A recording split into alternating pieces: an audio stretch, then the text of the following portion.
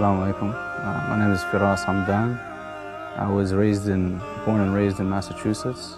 My mother is a Southern Baptist Protestant Christian. Also born and raised in Massachusetts. My father is Lebanese, from the South. He's Shia Muslim. I grew up mostly around my mother. I grew up Christian, going to church on Sundays, celebrating Christmas, Easter, all of these things. The area that I grew up in is mostly, Anglo-Saxon, white American, Christian. Was not a very diverse area.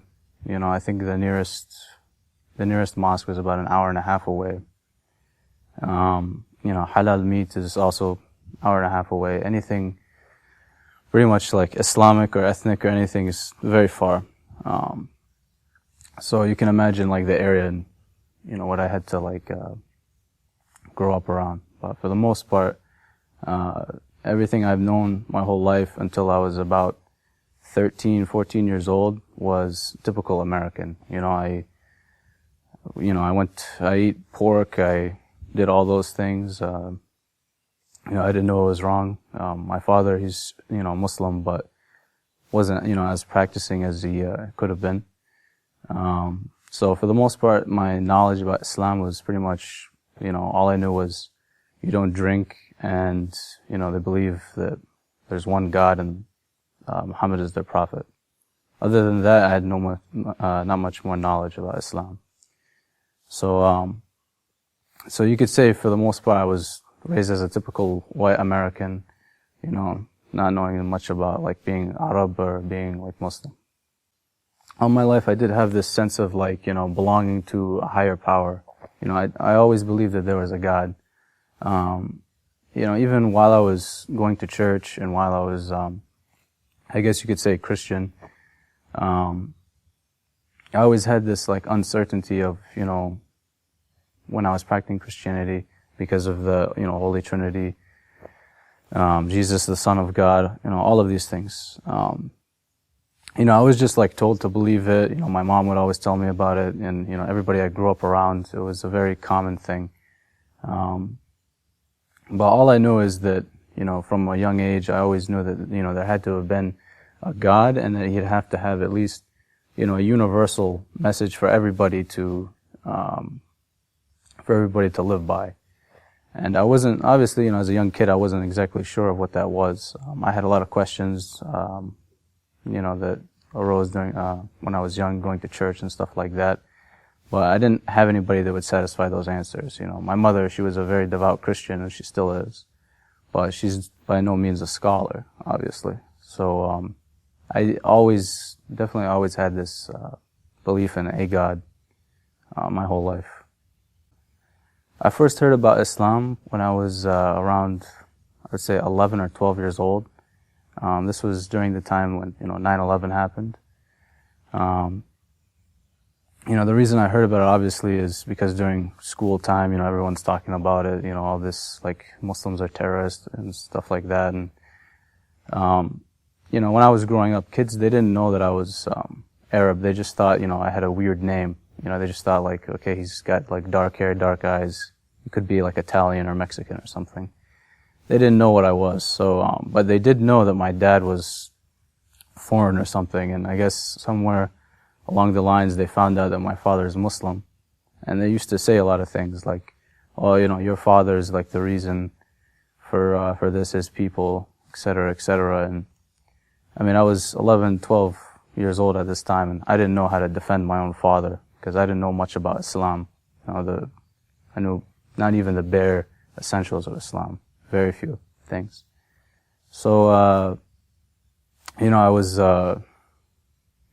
actually afraid because I was is this what my dad, what my relatives are like, da da da. I was it can't be true. So I used to, I'd go to my dad, I ask him some questions. My dad, he just gave me very broad, basic questions. I kept asking him very specific things. And again, he wasn't able to really answer a lot of the questions I had. So I had really no other choice than to go to the library, to go online. I searched anything I could, all these, lecturers on YouTube.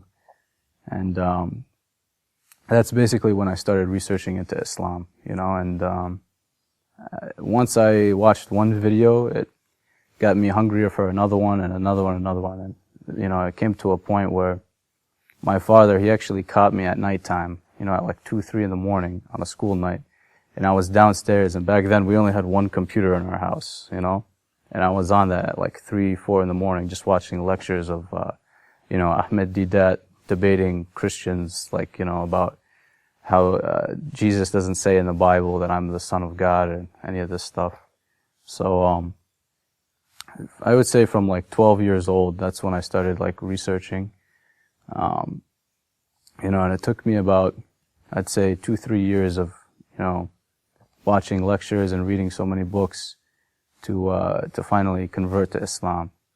And at that point, you know, it took a lot out of me. It was very hard for me to let go of that belief that Jesus is the Son of God, because ever since I was a kid, that's all I've ever been taught. If you don't accept him, you know, you're going to go to hell because of this.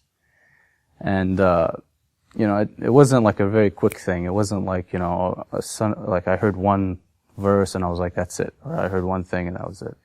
It took a lot of convincing, because obviously I had my own bias. You know, I heard many things about what Islam says, this and that, and I had to satisfy it.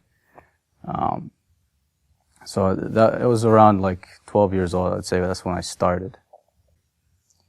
The need to search and to figure out what exactly Islam was, I think it was more of like a way of trying to justify, like, you know, my father is a good person, because you know, a lot of people at that time were saying, you know, this and that about Islam, terrorists, they abuse women, you know, they're chauvinistic, all kinds of stuff like this.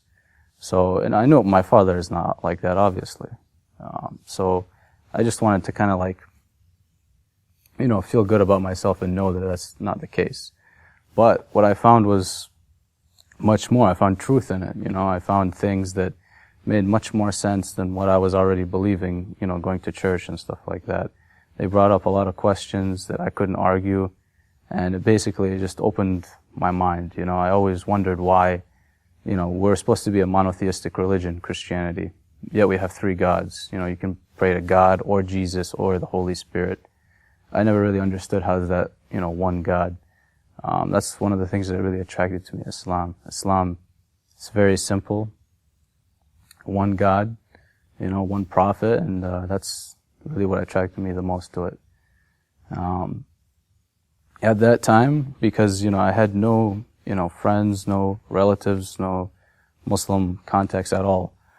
When I went online, most of what I seen, most of the websites I found, lecturers I found, were Sunni websites or Sunni speakers. So at that time, that's what I believed in, you know, and for the most part, I was more concerned with the oneness of God.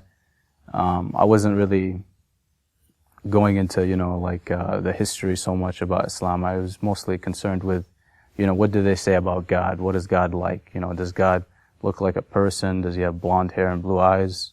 You know, can you see what God looks like? All of these things. Those, I think, were the points that I really looked for. The books I looked for were about that. The lectures I looked for were about this kind of thing. So I would say for about, let's see, from 12, 13 years old until 18, that whole time, I was a practicing Sunni Muslim. I looked up online how to pray like a Sunni. All of these things, I practiced exactly like a Sunni. So during the period between I was 12 to 18 years old, this whole time, I was very serious. You know, at that time, you know, I went to school, I played sports and stuff like that. I was the only Arab/Muslim in my entire school. You know, from elementary school to middle school all the way to high school. Never had Muslim or Arabs as classmates. I was the only one. And, you know, in a way, I kind of liked it. I was very serious, and I wanted to be a good example for everybody else, you know. And I was not afraid of being different. I remember my junior year in high school, I decided I wear, like the skull cap. I think they call it a kufi. I wore it to school every single day. You know, I wanted people, I wanted people to come up and ask me, why do you wear this? Why are you, like this? Why don't you eat pork and stuff like that? Of course, during that time, I was still eating, haram meat, and all that other stuff, but they don't know, they didn't know that what I was doing was wrong. But yeah, I kind of wanted to attract this attention. And I think that's, in the beginning, that's what I really liked about Sunni Islam, because they do, they have a lot of da'wah, videos and stuff like that. They go out to non-Muslims very much, and they're very active. And that's kind of how I was. I was very, out there. I was, debating people a lot in school, Christians, Jews, I was very into that, especially with Christians. I always, anytime, there was people talking about politics or religion, I wanted to be the first one in there and say my 2 words, But, when I was 18 years old, a senior in high school, my father, it's not like my father didn't see all this. He noticed, he's like, oh, my son, he's a Salafi, he's praying like this, he's saying everything is bid'ah, and, my dad had a conversation with me. He's like, why are you Sunni or whatever, he started saying a lot of things. He's like, they did this and they did that or whatever.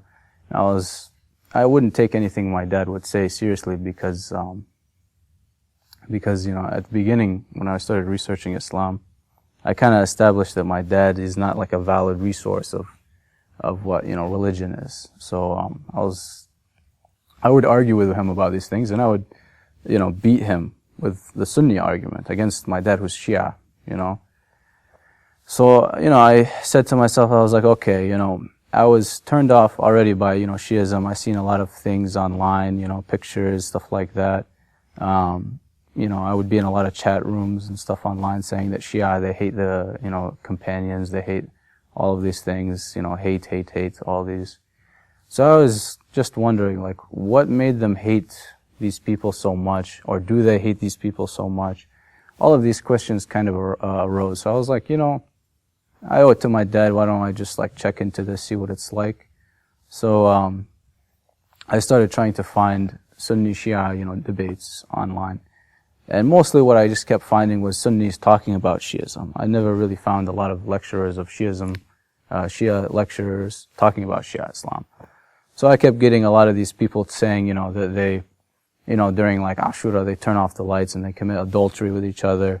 They, believe that, Ali is above the Prophet, they worship the Imams, all of these things.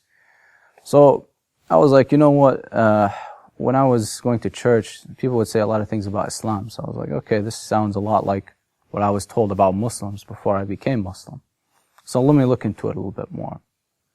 So I started listening to some lectures. I found a few. I found Hajj Hassanain Rajabali, found Sayyid Ammar Nakshawani. I found a few others too.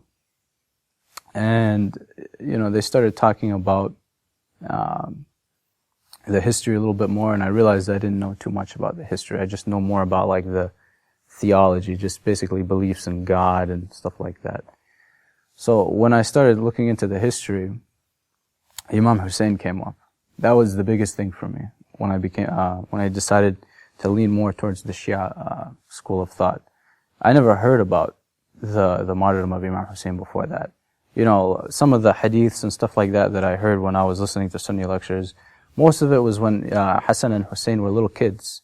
Very little things about them. Almost nothing. I knew Imam Hussein was killed, but I didn't know it was a massacre or anything like that. I was not taught that.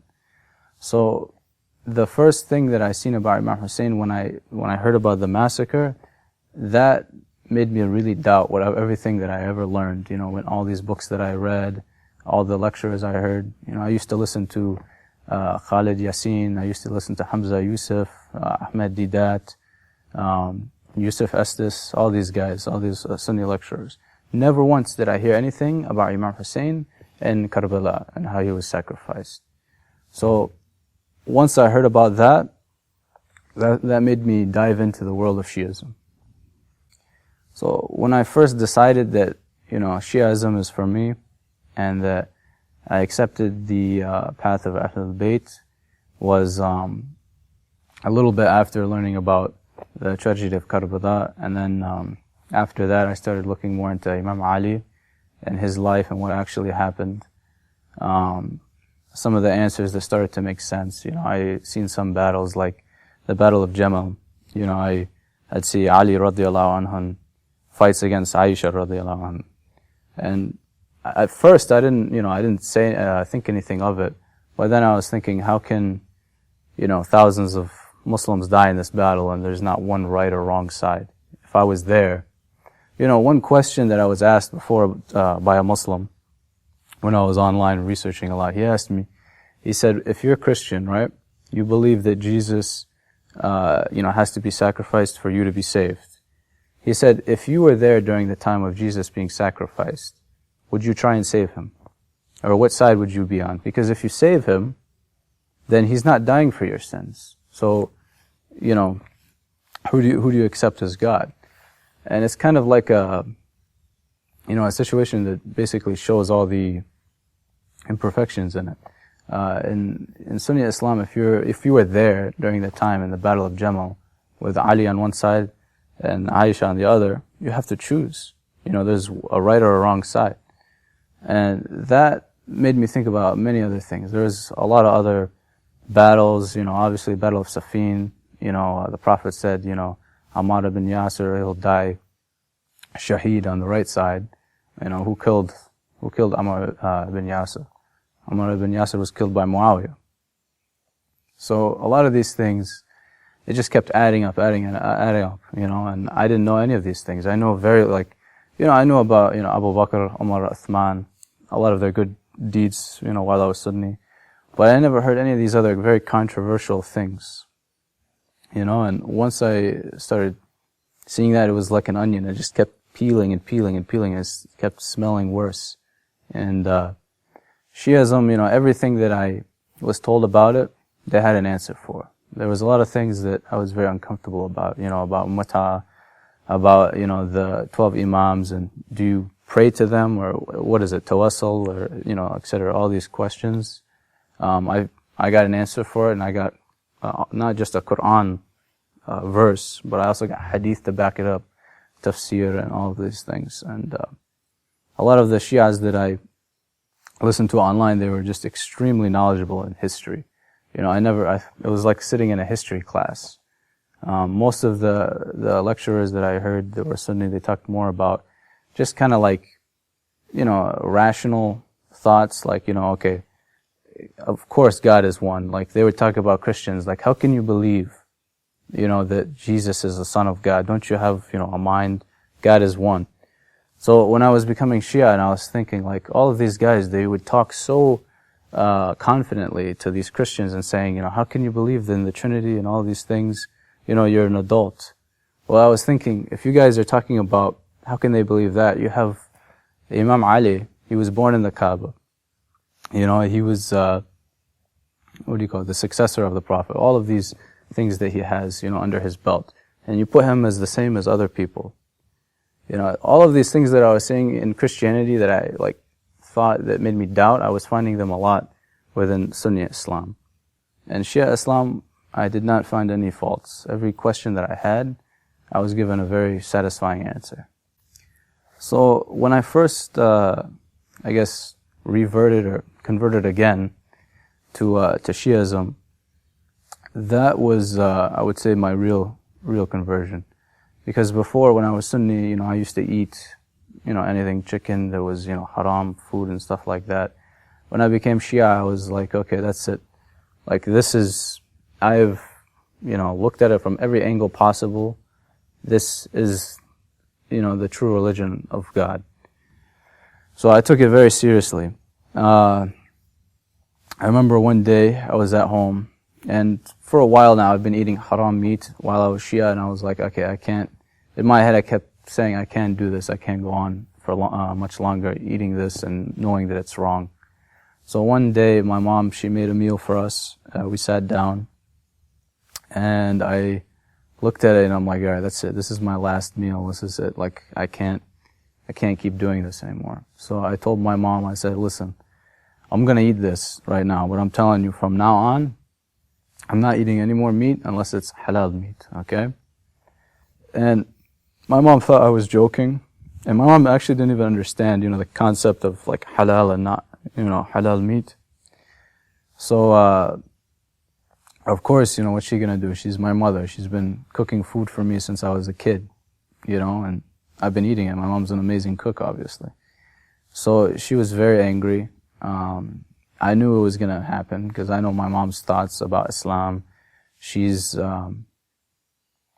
been very hard practicing, around my mom because I know it bothers her a lot, and she's, she prays a lot for me. She always thinks that I'm gonna come back and stuff like that, and always invites me to her Bible studies. But sometimes I go just for whatever. But anyways, I remember she told me, she said, if you're gonna do that, if you're gonna start eating, blessed meat, then I'm not gonna cook anything for you anymore. So at that time, between 18 and 20 years old, when I graduated from high school until 20, my mom, she didn't cook any more meals for me. I had to cook everything for myself at home. That was probably the hardest time of my life. My parents at that time, they got divorced. My father, he moved back to Lebanon. I was home with my mother and my younger sister. I inherited a lot more responsibilities. And on top of that, I made my mom much more angrier than she needed to be. So at that time, it was very tough for me.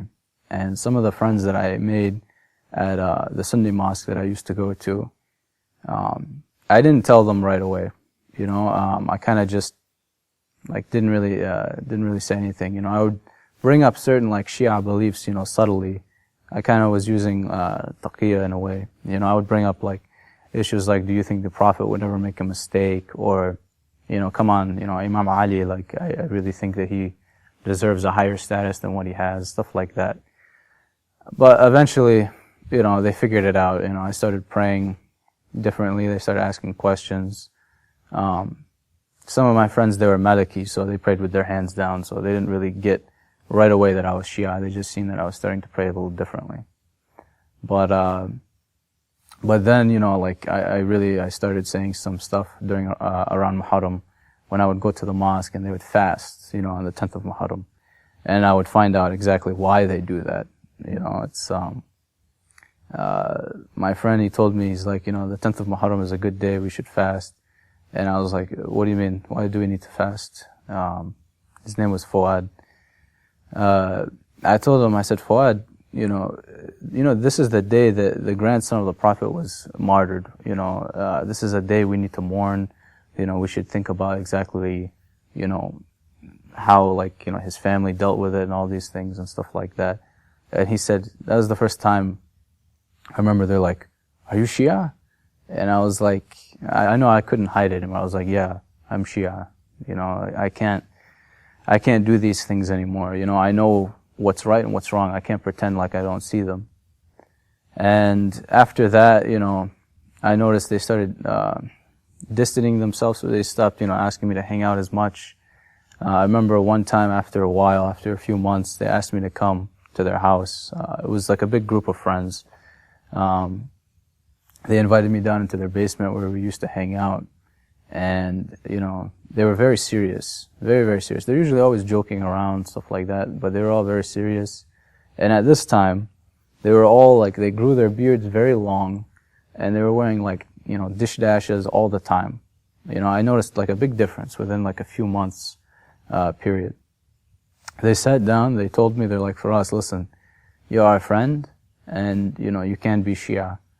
We care about you, we don't want you to go to hell. You can't be Shia. They're like, what's the deal? Why are you Shia? Just because your father is Shia, you don't have to be Shia. First thing I told him was, I'm not Shia because my father's Shia. I was Sunni before, so obviously I'm not Shia now just because my father told me to. If he told me to be Shia, I would have been Shia a long time ago if I wanted to believe it from him. So they started asking questions. I would give them, a lot of things that, I was seeing, ways of doing wudu and stuff like that. Hadiths of, Abu Hanifa and Imam Jafar as-Sadiq alayhi salam. But everything that they said, they're like, no, this is not true, and this is not true. Anytime I'd ask them, okay, can you give me, an argument for this from the Quran, from a hadith, anything like that, they just say, no, like you guys, you have made up, like hadiths, they're not, strong. You know, even they would say you have a different Quran. You know, I told them, well, okay, if we have a different Quran, okay, you have a Quran over there, let's take your Quran and let's see, how it goes. So, obviously that didn't get anywhere. I didn't hang out with, my Sunni friends as much. So I started trying to look for Shias within my area. By within my area, I mean like, they lived at least an hour and a half away. Because where I live, there's nothing. There's no Shia, there's no Muslims, let alone anything, you know, ethnic at all. So I started looking like on Facebook, anything for like Shia groups within Massachusetts, you know.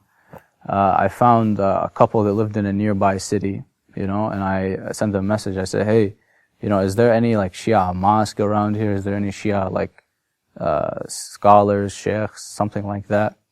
And, you know, alhamdulillah, he got me connected with some brothers, and, you know, I was able to go to an actual majlis for Imam Hussein. I remember my the first majlis I ever went to during Ashura, it was the night of Abbas. And I didn't know at all what was being said. It was all in Arabic. Matter of fact, it wasn't even a lecturer. It was, we went to a small house. There must have been like 30 people at max. And we were just watching a TV of a guy speaking, you know, and I didn't understand anything he was saying. I'd ask, you know, one of the guys I was with, you know, who was he talking about? He said he was talking about, you know, Abu Fadl Abbas. And he was, you know, explaining to me more detail in the story. And I remember that day was like very strong for me. I was like, you know, I remember from that day I was like, that's it, you know, I'm gonna find an area where there's Shia, and I have to be there, because not only I'm very isolated from Muslims in general, but like being around Shia, there's nobody I know. So when I was 20 years old, I transferred to a college that was in Boston, you know, closer to the inner city. And there was a Shia center there that was a little bit bigger. I went there, and that's when I learned a lot more. I would read much more books, Peshawar Nights, Najl Balaga, of course. You know, a lot of books by Imam Zain al-Abidin. But that was I'd say the biggest point when I was Shia was the first night that I went to a majlis for Abu Fadl Abbas. You know, the Ahlulbayt, they saved me from a very like troubling existence in life. You know, when I was younger, when you come from like a mixed family, when your mother's, you know, American, Anglo-Saxon white, your father is, you know, Arab, he's Muslim, and my mother's Christian, you have an identity crisis. You know, I didn't know where I belonged. I was struggling being, you know, a Christian. I didn't know like if, you know, Muslim is the right faith and stuff like that. But once I got satisfied with, you know, the path of Ahlul Bayt, they saved me from a lot of things. You know, most of my family, they're not Muslim, you know, and I see their lifestyles are much different than mine. Everybody I grew up around are not Muslim. They got into a lot of drugs, you know, alcohol, partying, stuff like that. And I know I could have easily been influenced with that if I didn't have these role models like Imam Ali alayhi salam, like Imam Hussein alayhi salam, like all of the Imams we have, the Prophet, of course. If I didn't have, you know, a solid foundation for Islam, as far as like when I first started learning, I could have easily fallen into this lifestyle.